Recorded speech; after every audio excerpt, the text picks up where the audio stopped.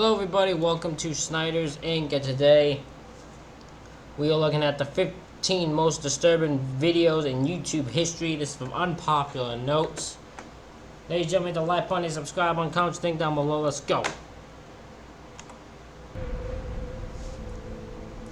Swedish Rhapsody Number Station. The Swedish Rhapsody Number Station video is a mysterious and intriguing piece of history from espionage. This video is linked to a number station believed to have been operated by Polish intelligence during the Cold War. Number stations are shortwave radio stations that broadcast strange sequences of numbers, and they're often associated with secret spy activities. The station got its name because it used a tune from the Swedish Rhapsody as part of its broadcast.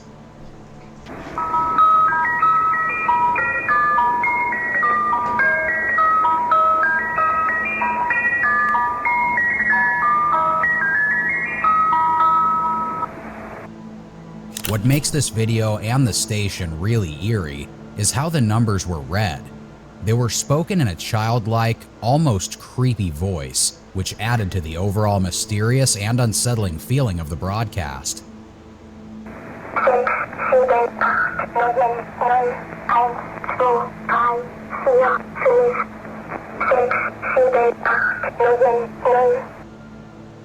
People who stumbled upon this station while tuning their radios. I'm just curious how this channel got this. How did the channel itself get these audio recordings of this? That's what I'm curious. During the Cold War, probably found it quite spooky and confusing. The numbers didn't make any sense to regular listeners, but they were actually coded messages. These messages were meant for Polish spies working in Western countries.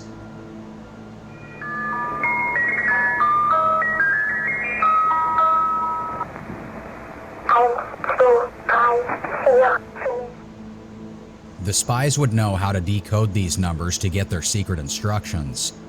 Even though the Cold War is over, the mystery of number stations like the Swedish Rhapsody fascinates people.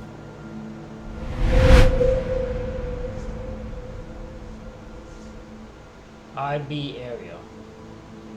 IB Area is a unique video created by an artist named Trikarton. It's not like your usual movie or TV show. Instead, it's a wild mix of different scenes and characters that don't seem to follow any usual story rules. This video is a lot like how the internet feels, full of random information coming at you all at once. That little person in our lives, running the drama department immediately. When you watch IB Area, you might feel a bit confused. It jumps from one scene to another very quickly. People talk over each other, and many strange things happen that don't always make sense. This jumbled up style is on purpose. It's meant to show how... Yeah, this doesn't look... Well, it's creepy, but it's also just weird. Just pure weird.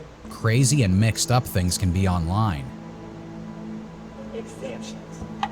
Oh, hi. And then Michigan falls off the planet, and then New Jersey gets bigger. Hi! Trikarton made this video to make a point about the internet. Online, everything moves fast, and things change all the time. IB Area captures this feeling by being all over the place, and not following the usual way stories are told in movies. Abby, that was a good slide. Shammy, it's a marriage shot. And guess what? We're in a dude house the moms tried to bomb. They got squatters that watch our show, and they found... People had different reactions to IB Area. Some thought it was a really cool and new way to make art about the internet. Others found it too confusing and hard to understand. But either way, it's a video that gets you thinking about how the internet can be a wild and crazy place.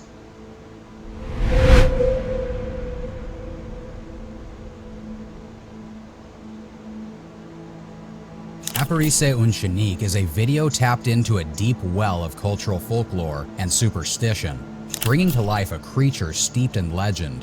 According to Mexican folklore, the Shanique is an evil spirit or entity, often associated with natural elements and known for its trickster ways. The footage, raw and unpolished, added to the authenticity and eerie nature of the sighting. Viewers are presented with what appears to be a small, elusive figure with the characteristics of a mythical Shanique. Its sudden appearance and movements lend a sense of unpredictability and otherworldliness to the video. ¿Cuál, güey?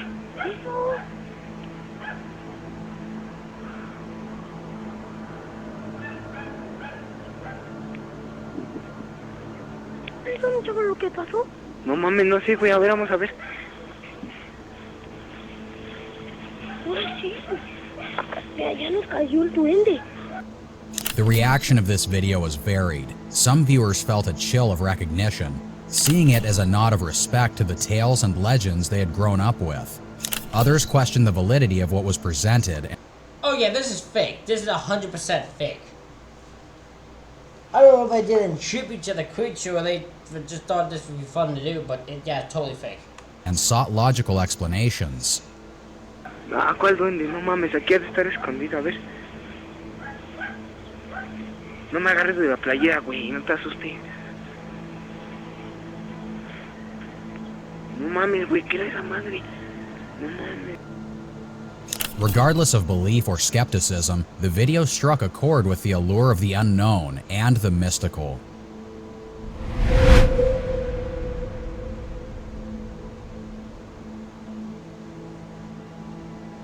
The following video stands out for its controversial and almost unthinkable approach to a deadly disease, the Milwaukee Protocol. Milwaukee Protocol was a plunderphonic hauntology album showcasing the progression of human rabies, aiming to depict the emotions and thoughts of someone throughout every part of the disease throughout 4 days.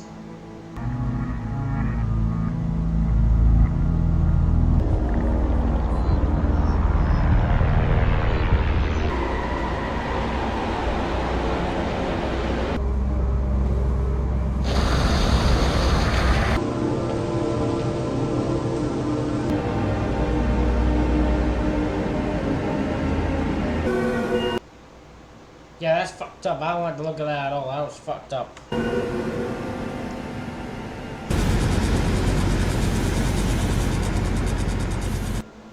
It was a last-ditch effort to save individuals afflicted with rabies, a disease known for its near 100% fatality rate once symptoms appear.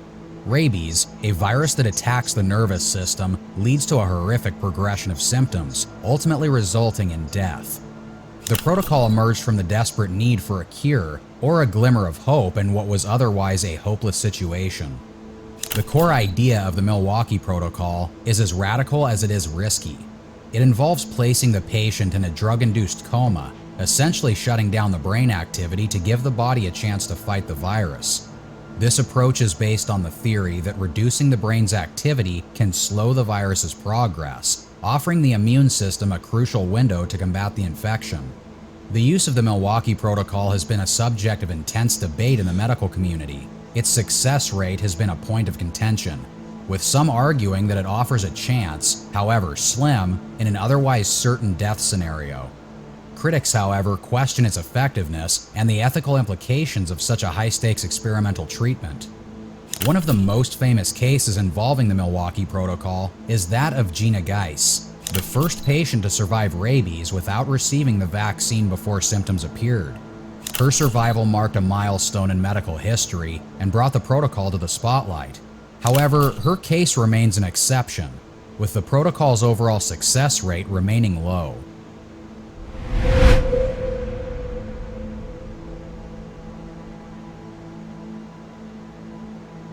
Olivier de Zagazan's 2008 performance stands as a haunting and unforgettable spectacle.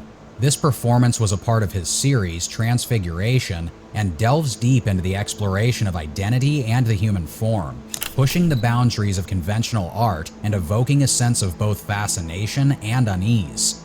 Zagazan's performance is a journey into the primal and instinctive.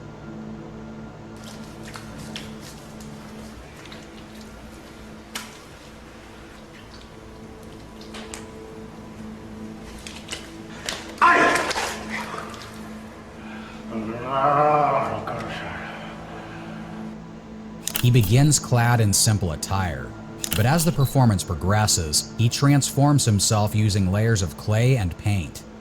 As Zagazans covers himself in clay, his appearance becomes increasingly unrecognizable. He sculpts and deforms his features, creating a series of ever-changing masks. These grotesque and raw masks confront the audience with a disturbing yet captivating exploration of what lies beneath the surface of our identities. The performance is intense and almost ritualistic.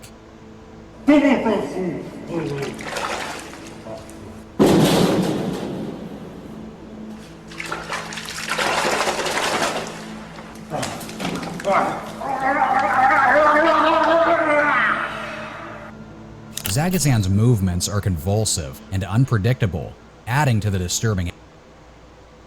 This man knew what he was doing.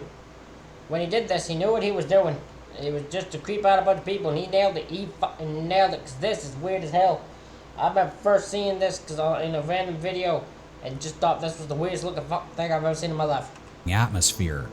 He grunts and growls, his voice becoming another instrument in his transformation symphony. The result is a piece that is as much about the creation of art as it is about the dissection of the self. This video was appreciated as a vivid exploration of the human condition, blurring the lines between human and sculpture, life and art.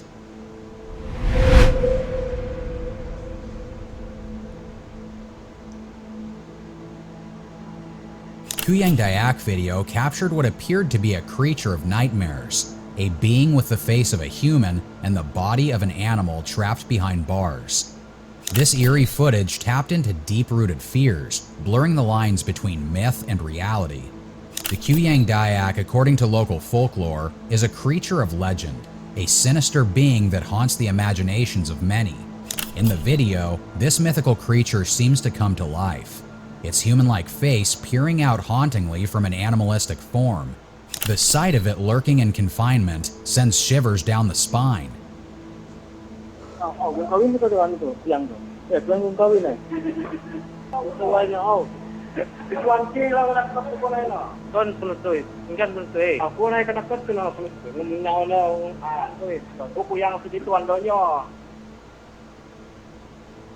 The setting of the video added to its chilling nature. The creature was captured behind a cell, suggesting captivity, but also raising questions about its origins and the truth behind its existence. Was this creature a product of dark magic, a mythical being caught in the modern world, or simply an elaborate hoax designed to evoke fear and wonder?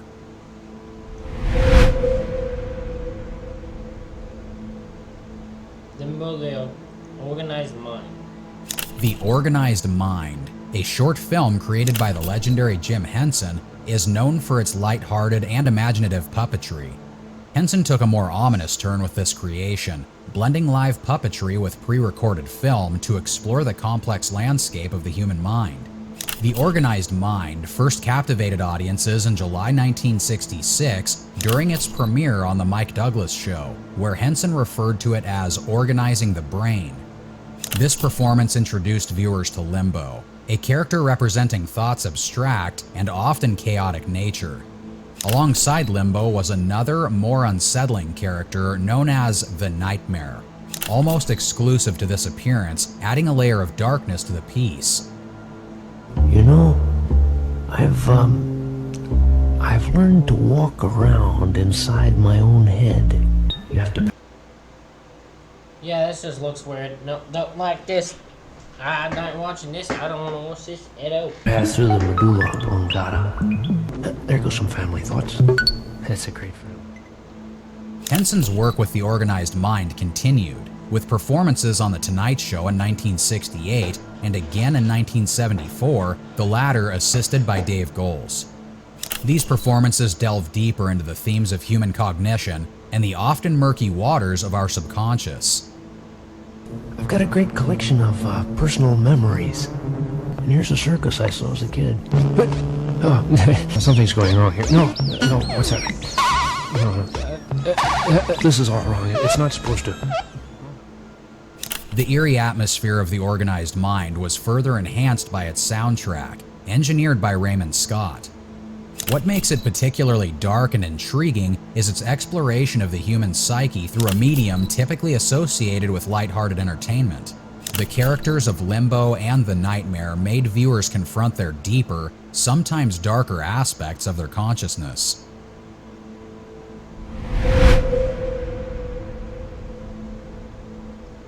Go gentle, Australia. In the world of That's weird. darkest videos, one really caused a stir. It was called Stop the Horror, and it was about a very touchy subject, euthanasia, which means helping someone to die to end their suffering. The video showed the last moments of a man who was dying from cancer. It was meant to make people think about whether or not people should have the choice to end their own lives when they're suffering a lot. It's alright, Dad.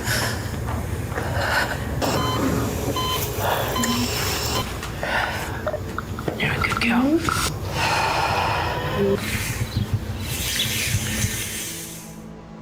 The video was put up on YouTube, but it was so graphic and hard to watch that it got banned. This caused a big argument. Some people said the video was important because it showed the real pain of dying from a terrible illness, but others thought it was too much and could upset people who watched it. Should we have the right to choose how we die? What does it mean to die with dignity? These are hard questions, and people have a lot of different opinions about them. I would love to know y'all's opinion on that. Let me know in the comments. Mr. Bizarre sings Pretty Woman. The first video stands out for its eerie and unsettling nature. It's simply a man lip-syncing. This guy, yeah, this guy's a bit weird. This guy's, yeah. This is on it. Thinking to Roy Orbison's hit, Pretty Woman. But there's something off about it. The man in the video is Edward Mascare. His appearance strange and his smile unsettling. At first glance, it is odd and almost comical, but it hides a dark story beneath its surface. Edward Mascare was no ordinary YouTuber. He was a registered sex offender who had been banned from using the internet. Yet, he defied the rules and uploaded various videos, including this eerie lip-sync performance.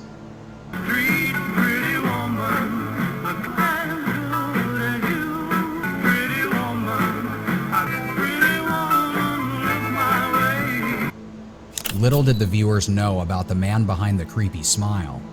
Pretty Woman wasn't Mascare's only video. His YouTube channel featured other odd videos like Feel the Music and Back Scratcher. But Pretty Woman stood out and went viral, amassing over 3 million views.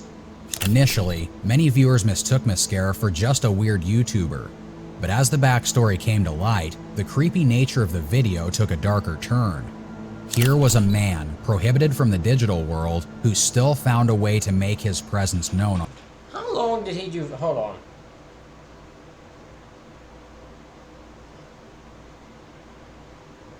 Edward.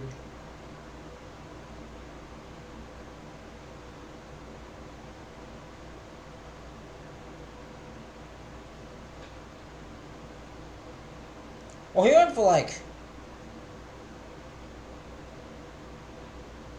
He went for a good amount of years uploading stuff Online. After Mascare's arrest, the video gained more attention. Parodies and reaction videos started popping up. The video even found its way onto Omegle Pranks, startling unsuspecting users. The law eventually caught up with Mascare. His defiance of the internet ban led to his arrest. The Pretty Woman video, once a strange took him a while because he was going for like 7 or so years of just straight uploading. curiosity, became a piece of true crime history.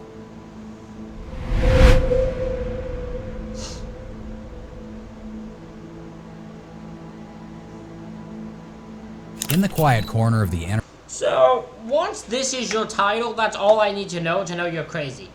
Nothing else fits that more than my dead great-grandma's coffin in my own backyard. That's all I need to know your ass is weird. Internet, a video uploaded by DJ Def Joey on October 29, 2010 emerges as a haunting testament to an unusual and deeply personal story.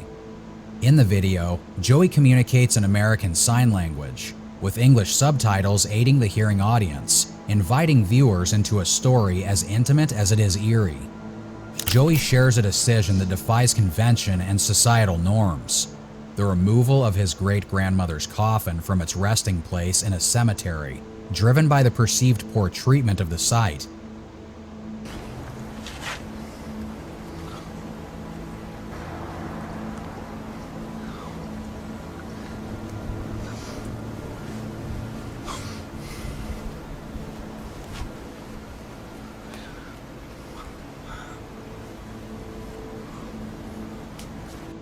The video takes a more macabre turn as Joey, in a deeply personal and controversial act, opens the casket.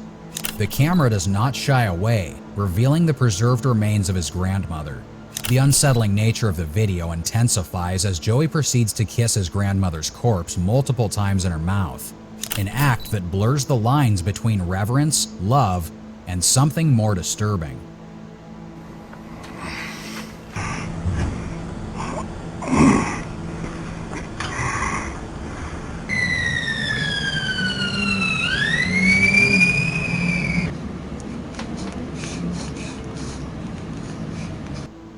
Joey reveals that his grandmother passed away on Halloween's Eve in 1945, a significant detail that adds a layer of eerie coincidence, considering his own birth came 8 years after her passing.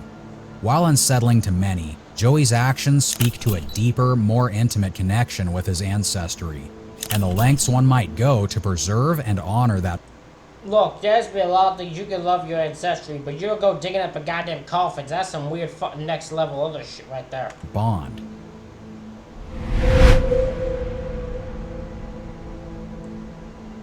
Papa kills babies. Don't like that. A case that chills the bone and unsettles the mind, cryptically known as Papa Kills Babies. The case first entered the public consciousness through a series of chilling allegations made by two young children. Their story was as harrowing as it was unbelievable. They spoke of satanic rituals.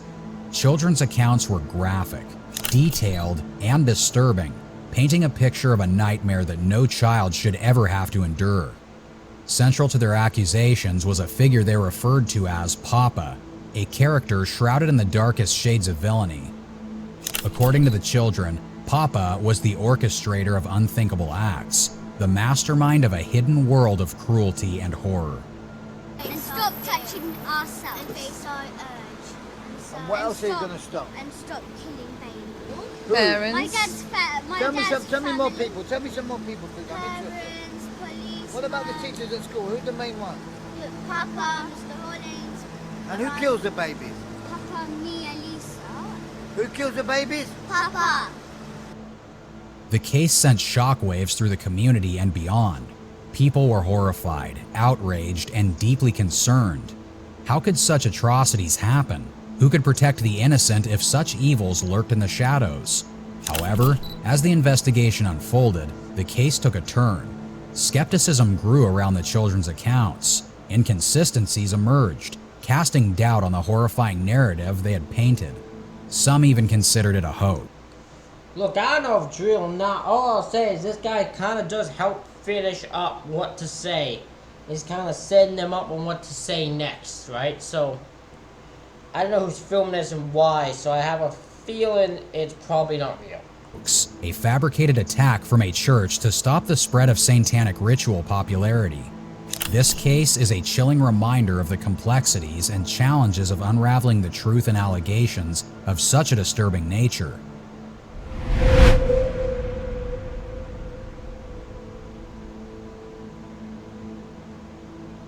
It's a case that really stands out because of how chilling it is. The story of Philip Chisholm, a student who did something terrible to his teacher, calling... Oh, I know this one. This is the one, the weird fucking guy for no reason. He just kills his his teacher. Literally no reason. No issue between them. He just does it. He then puts her in a trash can, tries to drag her away, but it's of course caught. Ritzer. What makes this case so eerie is that it was all caught on the school security cameras. The footage shows Philip following his teacher into a classroom.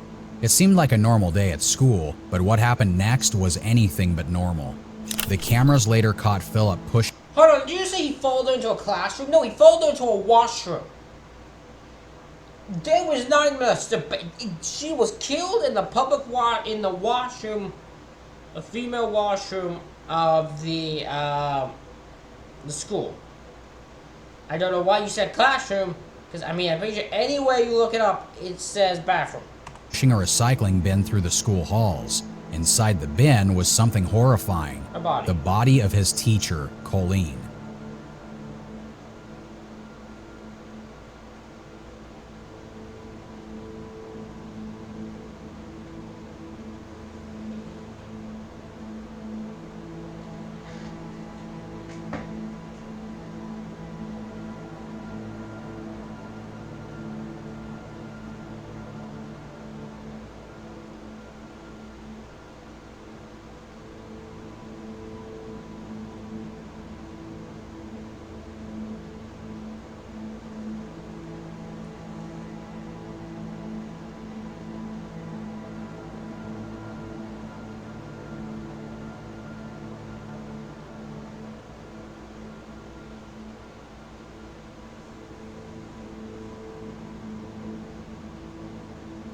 Philip Chisholm, only 14 at the time, committed a crime that was as shocking as it was tragic. Agreed. He admitted to killing his 24-year-old math teacher, Colleen Ritzer, but pled not guilty on the grounds of insanity. The trial revealed harrowing. Everyone always tries to plead insanity. Everyone's not insane. Okay, some people are aware of what they're doing. I'm pretty sure this 14-year-old was aware of what he was doing. Details. Jurors learned that Ritzer's blood was found on a box cutter in Chisholm's backpack, along with the clothes he was seen wearing in the surveillance footage. Adding to the complexity of the investigation, Chisholm had changed his clothes on the day of the crime. He switched from jeans and a white shirt to shorts and a black shirt. This change initially led authorities to believe that two individuals might have been involved in Ritzer's murder. The court was shown CCTV footage capturing Ritzer. It's that part of him switching clothes so that he knew what he was doing. That's not insanity. He knew what he was doing. He planned what he was doing. He planned it all out. Ritter's final moments. The video showed her smiling and waving at someone in the hallway before walking alone to the bathroom. Moments later, Chisholm was seen following her into the restroom with the hood of his sweatshirt over his head and wearing gloves. The footage then took a chilling turn. A female student, Danielle Beddard, entered the bathroom shortly after, only to quickly exit. In her testimony, Beddard recounted seeing a naked figure and assuming someone was changing. She saw the person's bare back as they leaned towards the sinks. Unaware of the gravity of the situation, she left the bathroom without further thought, only to realize the significance of what she saw after learning of Ritzer's murder. The trial brought to light the harrowing details of this tragic event. Chisholm's actions, captured on CCTV, and the testimonials presented in court, painted a disturbing picture of a young life taken too soon, and another forever altered by an act of violence.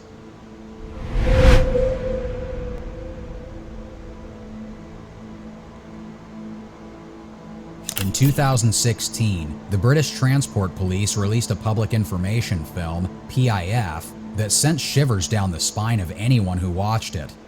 Named Reality Check, this film was a brutal reminder of the dangers lurking on train tracks. The PIF begins with a warning.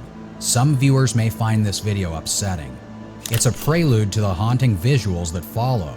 A series of clips filmed on trams, each escalating in intensity and danger. The first clip is seemingly mundane, showing a train passing by normally, but the sense of normalcy is short-lived. In the second clip, three guys are seen, one trying to get out of the tram, while the others seem to be following suit. A chilling text appears. Real footage, with life-changing consequences. As the film progresses, each clip shows people interacting with the tram, some getting off, others standing or passing by. It's a buildup of the everyday scenes that are about to take a dark turn. Then, the film reaches its climax. In a disturbing scene, a hooded man walks down the tram track. He turns, only to see a train hurtling towards him. In a desperate attempt to escape, he tries to leave the track, but it's too late. The train runs him over in a moment of horrifying reality. The title Reality Check reappears, now carrying a weight far heavier than mere words. Which video intrigued you the most? Share your thoughts. Ladies and gentlemen, that is it for this reaction video. Let me know what you think in the comments. Hit the like button, hit the subscribe button. Thank you all for watching. I'll see you all for the next one.